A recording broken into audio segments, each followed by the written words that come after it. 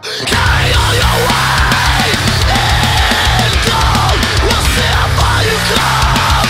Bury your head, casting all your loads, and sing free when blessed with affluence. Podcast, an hour of mine and a big sonic. A face is blind with a shadow smile.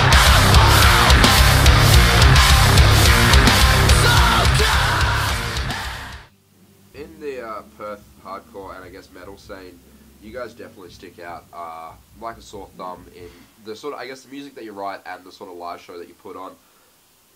Looking back over your time in the band for the two newest members and the two that started it, what would stick out as probably the craziest show you guys have played as a band?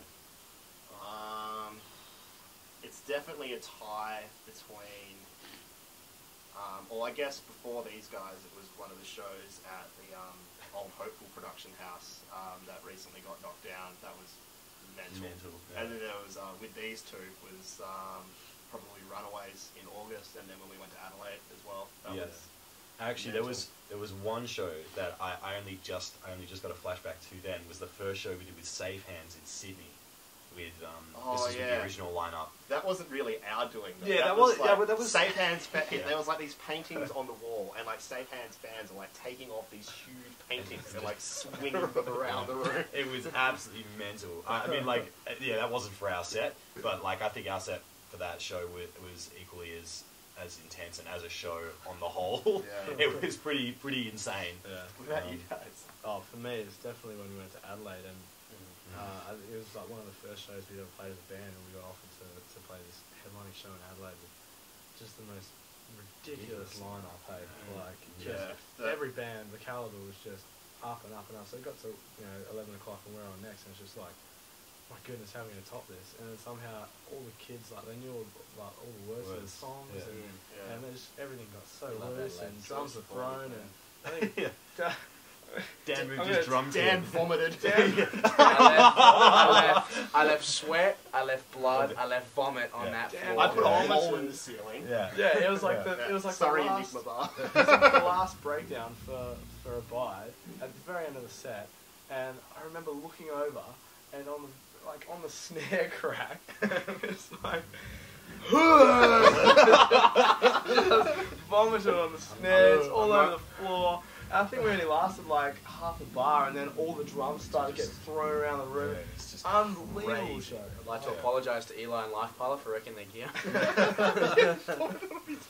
Oh my god.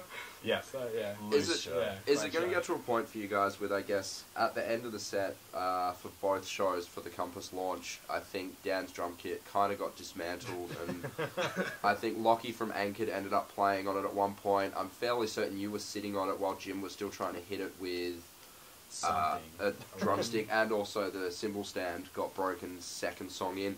Yes. Do you think it's going to get to a point where you guys are going to have to start taking your own gear everywhere you go? Because bands are going to look at it and go, yeah, nah, fuck that. This band is borrowing our To be gear. honest, I feel terrible asking bands. Like, Yeah, I don't know. There would definitely be a lot more respect when we're using other people. Yeah, we absolutely. try not to thrash things as badly as we do our own gear. And I guess I've gotten pretty good at looking like I'm really hurting my bass, but then like, yeah, I just bring my own mic and lead. It just saves hassles with venues and Yeah, sound absolutely. guys. Yeah, totally. we'll work on. Yeah. Alright, so you guys have just released Compass. What's next in 2013 for Statues? Album. Yeah, we're just gonna throw out an album. I mean, it's been 3 years, so I feel that it's about time that we did Get something done, mate. serious. Yeah, we've been in a real kind of get it done attitude since the North Lane offer, because it's just sort of made us go, whoa, shit, okay, we've got something that's really serious coming up, and we really need to prove ourselves. So we're pretty much in pre-prod stages for the album. Hopefully we'll get that out late this year. We're hoping it'll be definitely finished by then. So it's just a matter of how we want to release it, really. Alright, putting each of you on the spot. You're going on tour for 3 months. You can take one CD each. What is it? Rage Against the Machine, Evil Empire. For me, I mean, we've been going on tour and playing heavy stuff, and I think for me, I need something really contrast to that, so I'd probably bring like a Bon Iver or a Sid Color record. Yeah, I think in all honesty, I'd probably do the same.